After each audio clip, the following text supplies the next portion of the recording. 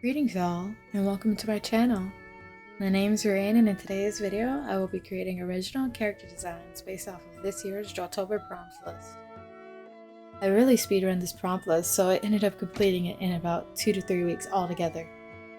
I hope you'll enjoy the silly characters I came up with for Drawtober. Onward to the designs! Okay, so the first prompt of Drawtober is vampire. It's actually not the first drawing I completed, but I wanted to stay in the order of the prompt list for the video's sake, you know? Shocking enough, the first prompt I did was the last prompt, which is kind of weird, but you'll see that I wasn't in the flow of things yet when I drew that, so it's kind of, I don't know, not as good as the others, to put it lightly. Every character is going to have a very quick description since I have 6 characters and a final piece to talk about, so I hope you don't mind that I don't really go into every detail of the character or their design in this video. These are just for fun, so I don't need to be so serious about it, but I just wanted to mention that just in case you were wondering.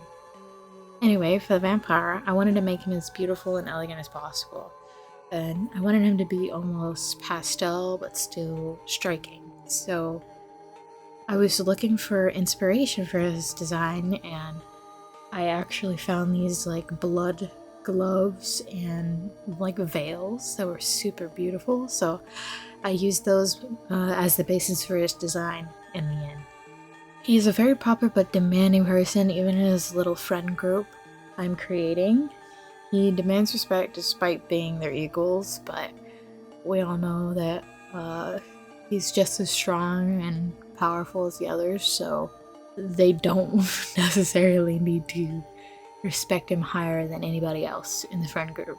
He still thinks that he deserves it though, but that doesn't change the reality of the situation. I was considering even making him dating the monster character I end up making later. I just think it's such a cute concept, them being together, like the only one he's soft around is this poor troubled monster type character that I created. So I might keep that in his lore, but I don't know. I don't know if it makes any sense or not. I think I've already reached my limit of talking about the vampire character, so let's get into the next prompt. Shapeshifter. I was very tempted to make them just a werewolf at first, but I decided to make them an amalgamation of a lot of interesting animals. I wanted them to look very cozy and wholesome, like they were the shy sweetie pie of the group.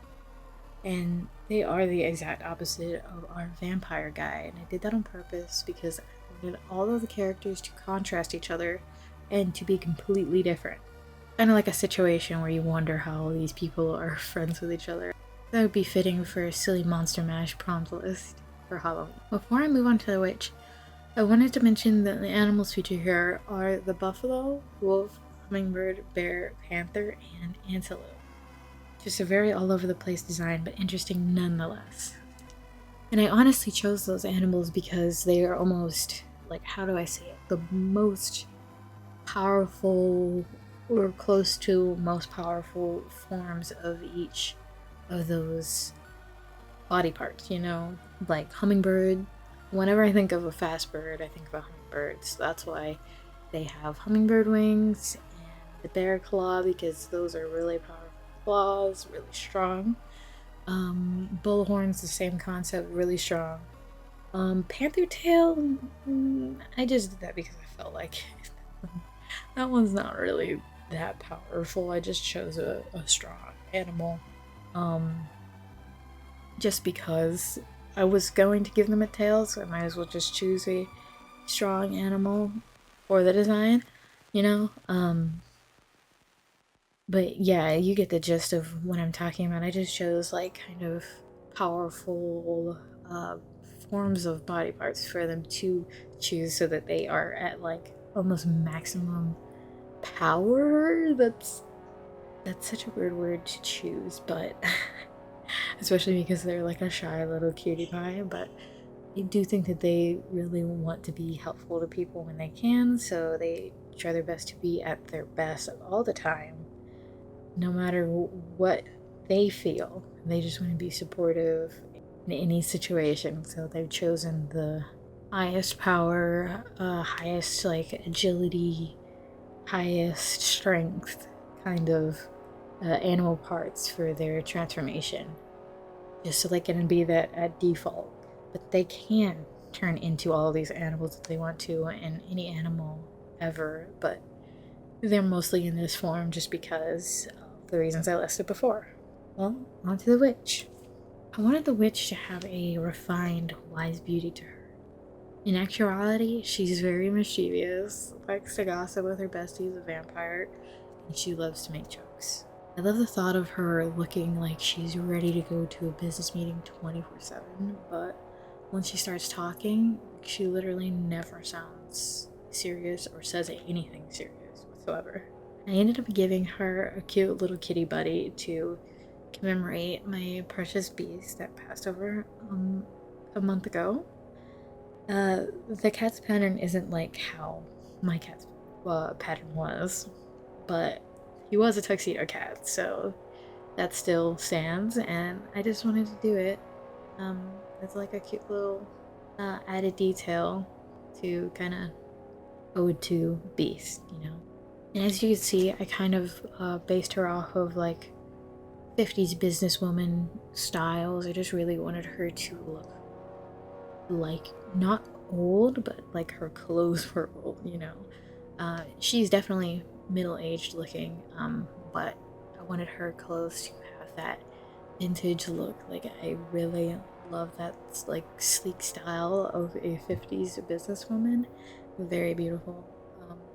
As you can see on the pictures I use as reference, it's just such a striking style and just so elegant, and the perfect amount of elegance for a person that's not elegant whatsoever. Definitely her and the vampire are the ones that love fashion the most. Well, I guess besides the next the next character, the undead character, they definitely like fashion. Just an alternative type of fashion rather than a more high fashion, you know?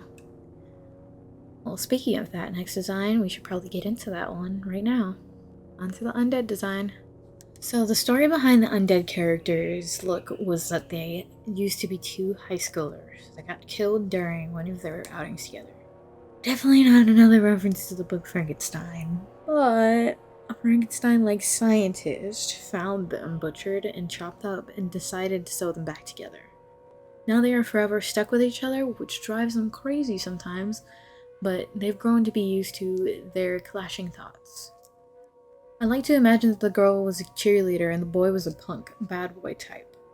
So now, thanks to their consciences being tied together, they have a weird jumble of what they used to wear as their outfit. They are besties with the shapeshifter, since the shapeshifter is the only person in the friend group that is kind enough to sit through them arguing with themselves. Because they argue with themselves all the time. Because, like I said, they're conflicting thoughts. They think two different things all at the same time. Sometimes, since they've been together so long, they think the same thing in certain circumstances, but most of the time, they're thinking two opposite answers. And that causes a lot of conflict. I really love how they came out with the little pigtail mixed with the black spiky hair. Is just such a like hard look. I don't. That's such a weird thing to say. I feel like it's very impactful. I don't know. It just looks like a very striking design. I know I say striking a lot, but I just really like how they came out. And they even have like one skinny leg, one thicker leg, because the cheerleader, she has skinny legs, and the punk boy has thicker legs. So I added that contrast, and I even gave them one platform and one normal shoe. I love how it's almost like of course it's asymmetrical. Yeah, that's the word I was thinking of. I love how asymmetrical it just looks, and even the color scheme is just so strong and like bright. It's actually based off of that one tuba song with the zombies in it, like that color scheme. I've always loved that color scheme ever since I've seen that video. So I just had to do it for at least one character design, and I chose to do it for this one. The like patchwork kind of outfit was really frustrating to color, and I don't even end up getting it like consistent for the final piece. Like they're not the same how the pattern came out, but I honestly don't care because it was so much work to color those in, so I got it close enough. I probably won't be drawing this character for a while because of the patchwork mostly, but it is definitely a lot to remember for a character design.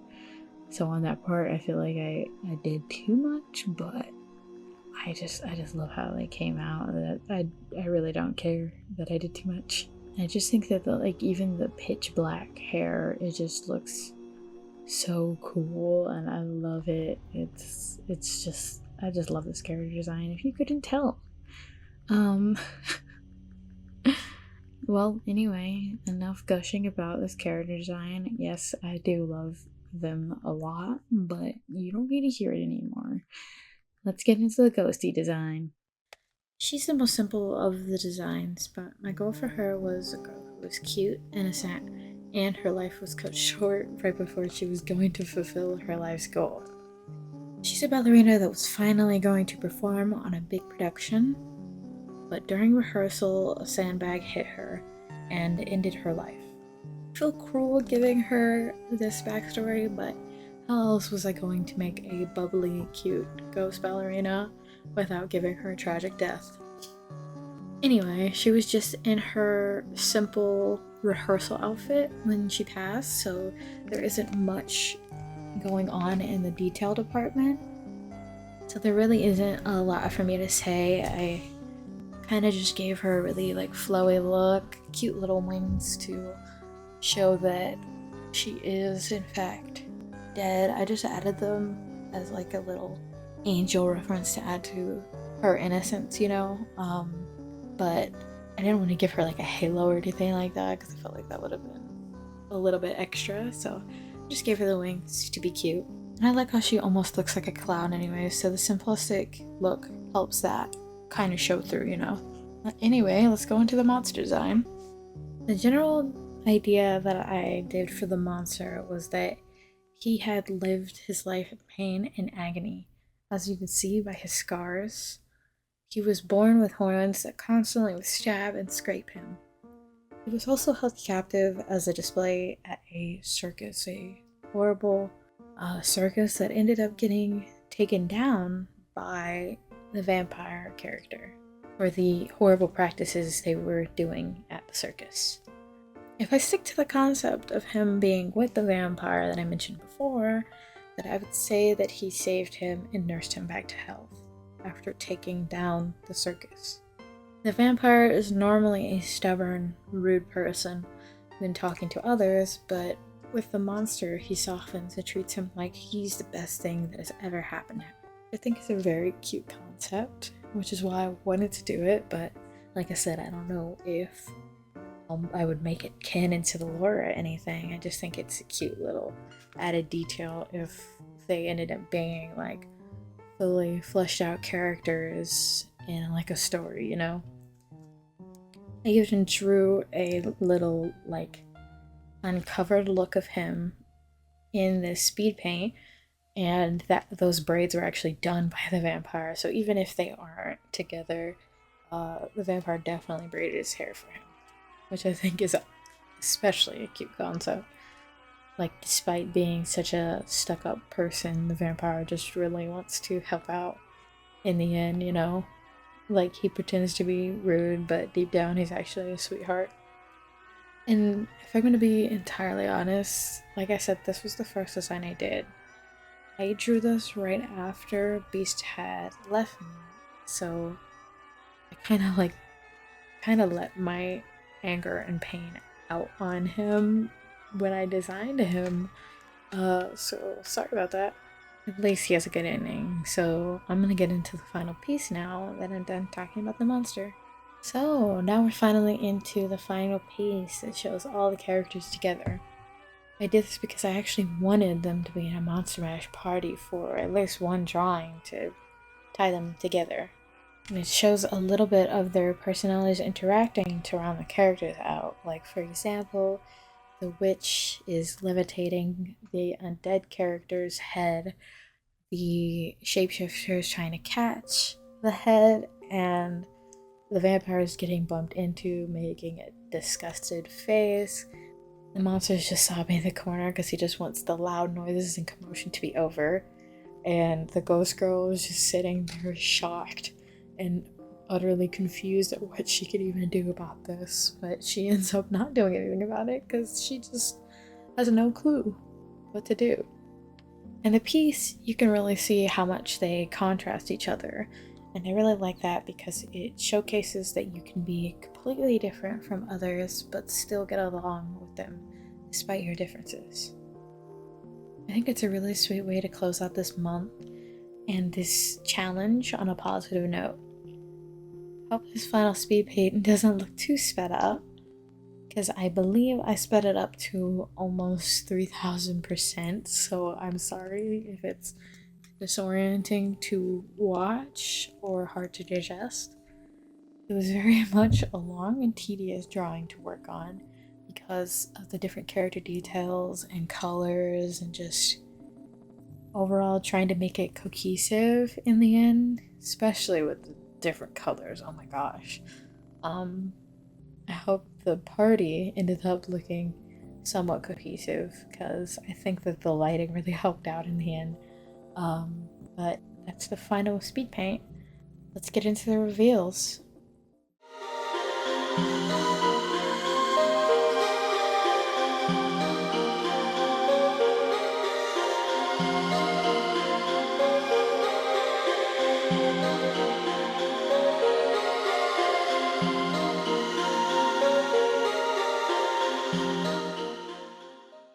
Now, here are all of the finished drawings of today's video sliding on by.